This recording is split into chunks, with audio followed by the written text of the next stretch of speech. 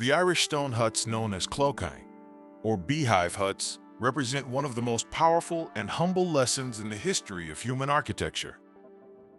While thousands of dwellings built in recent decades across Europe, America, and Asia already show serious signs of structural deterioration, leaks, corrosion, or even partial collapse, these dry stone structures erected by hermit monks between the 6th and 8th centuries continue to stand on the most exposed cliffs of the North Atlantic.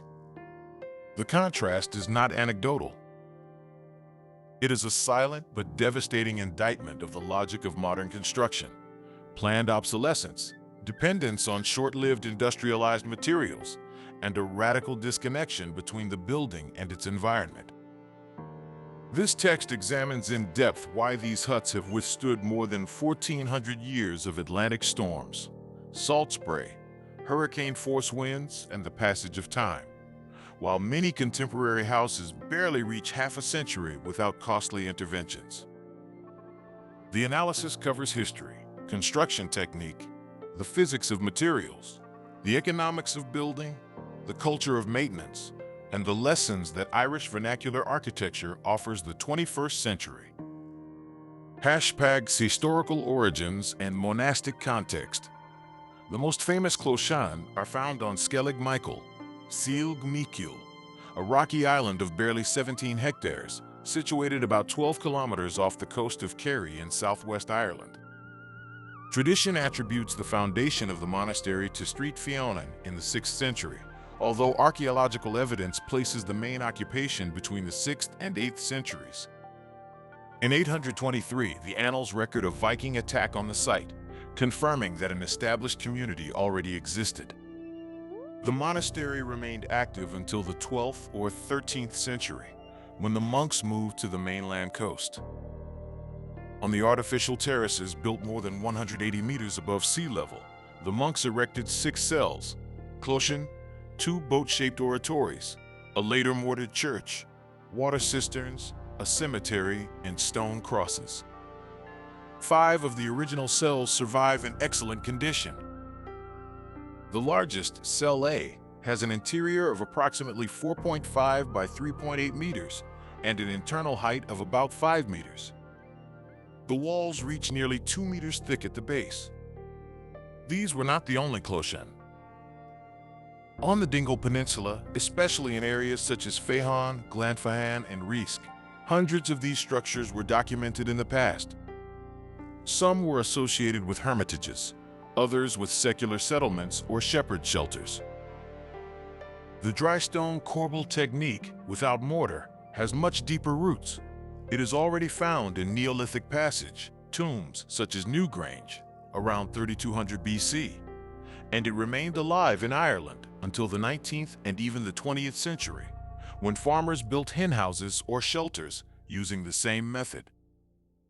The choice of location was not accidental. Irish monks of the eremitical tradition sought extreme isolation, confrontation with the elements, and symbolic proximity to heaven. Skellig Michael offered all of that: isolation, difficulty of access, and a landscape of almost biblical harshness. Building there was not only a practical necessity, it was a spiritual act. Every stone placed was an exercise in patience, manual labor, and acceptance of the limitations of the material and the climate. Construction technique, corbelling and dry stone. The secret of longevity lies in the technique. A clochain is built by laying courses of flat stones in a circle, so that each layer projects slightly inwards relative to the one below. The diameter is progressively reduced until a single stone closes the roof. This method is called corbelling or corbel vaulting. No mortar is used. The stones settle under their own weight and by friction between them. The joints are oriented slightly outwards so that rainwater runs off the outer surface and does not penetrate the interior. The walls are extraordinarily thick, up to 1.5 to 2 meters at the base, and integrate with the roof to form a single structural unit. The interior is usually rectangular or square, even though the exterior is circular, which optimizes the habitable space. On Skellig Michael, the material was the local old red sandstone of the island itself, which fractures naturally into flat slabs, ideal for corbelling. Nothing needed to be imported. There were no nails, no structural timber, except possibly for intermediate floors or doors. No metal. Everything was local stone. The absence of mortar is crucial.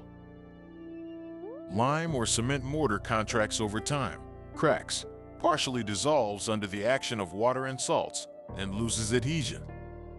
A mortar-bonded structure depends on the continuous integrity of that bonding material. When the mortar fails, the structure weakens. By contrast, a dry stone structure is flexible. The small settlements and movements that occur over the centuries increase the friction between the stones. The dome self-compresses and becomes more stable with time, not less. Engineering studies of corbelled domes confirm that the system distributes loads very efficiently and tolerates deformations that would destroy a rigid mortared structure.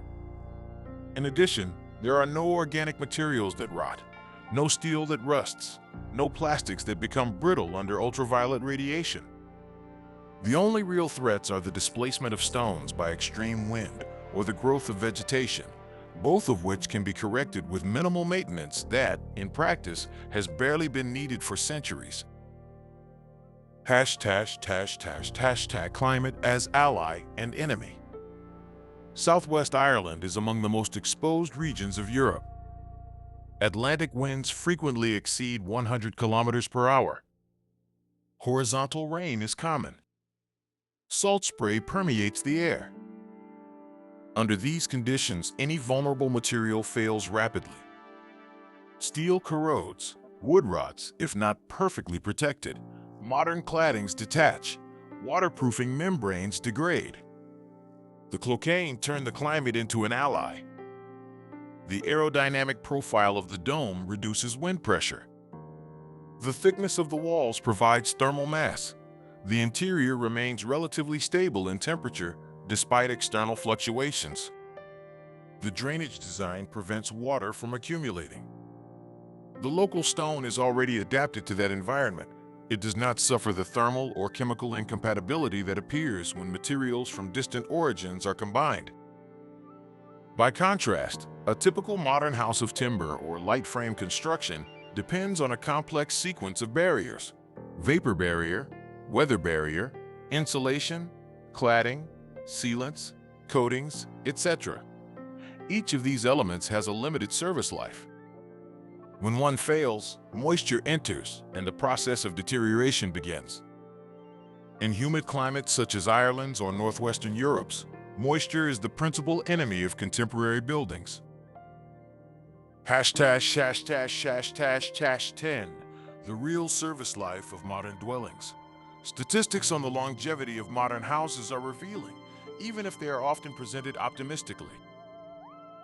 In the United States, various studies place the average life of a dwelling between 50 and 70 years, although with large variations according to material and maintenance. Light timber houses, the most common system in North America, can last more than a century if perfectly maintained. But in practice, many require major structural interventions before 50 to 60 years. In Japan, both traditional and modern timber houses have historically had shorter average lives, around 30 to 40 years in some periods, although they have increased in recent decades. In Europe, the figures are better for traditional masonry, but reinforced concrete buildings of the second half of the 20th century are showing serious problems of reinforcement corrosion, carbonation, and joint deterioration. Many developments of the 1960s, 1970s, and 1980s already need comprehensive rehabilitation. Asphalt shingle or synthetic roofs have real service lives of 15 to 30 years under adverse conditions. PVC windows, waterproofing membranes, and external insulation systems also have expiry dates. The concept of design life is key. In many regulations, a structure is designed for 50 or 60 years of service without major interventions. This does not mean it collapses exactly at 50 years, but it does mean that after that period, a significant increase in maintenance costs or the need for deep renovations is expected. In practice, the combination of materials of differing durability, the complexity of construction details, and the culture of use and discard makes many dwellings economically unviable long before they reach a century. Hashtag goes to aquatic economics, culture, and obsolescence. The deepest difference is not only technical, it is cultural and economic. The monks of Skellig built for themselves and for future generations of their community. There were no property developers, number 30-year mortgages, no tax incentives for demolition and reconstruction. Construction time was long, the work was manual, and the objective was permanence. Modern construction operates under a different logic. Capital seeks turnover. A house that lasts 200 years generates less economic activity than one that needs renovations every 30 to 40 years. Materials are manufactured at large scale according to low initial cost criteria, not longevity. Extreme specialization of trades means that almost no one understands the complete building. Maintenance is outsourced or postponed. Aesthetics change rapidly, generating social pressure to renovate. In addition, complexity generates fragility. A clochen has a very small number of components. A modern house has thousands: electrical installations, plumbing, heating, ventilation, multi-layer insulation, sealants, membranes, metal fixings, etc. Each component is a possible point of failure. When they fail, repairs are expensive and often require demolishing parts of the building. Lessons for the present. This is not a proposal that everyone should live in stone huts without electricity or running water. It is about recovering principles. Thermal mass, the use of local materials, simplicity of detail, priority of durability over novelty, design that accepts movement and moisture rather than fighting them absolutely. Contemporary architecture is rediscovering some of these principles under names such as passive construction, low-carbon materials, design for disassembly, or contemporary vernacular. Hempcrete, cross-laminated timber, reclaimed stone, and dry stone techniques are once again attracting attention. Nevertheless, the economic and regulatory system still largely favors light, short-cycle construction. The Clochane of Skellig Michael and the Dingle Peninsula are not merely tourist relics or film locations for science fiction movies. They are empirical proof that it is possible to build in such a way that time becomes an ally rather than an enemy.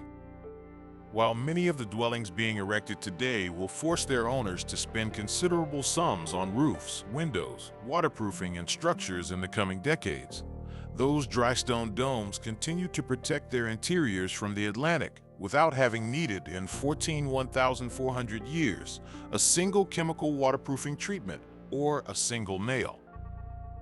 The question they pose is not whether we can build like the monks of the 7th century.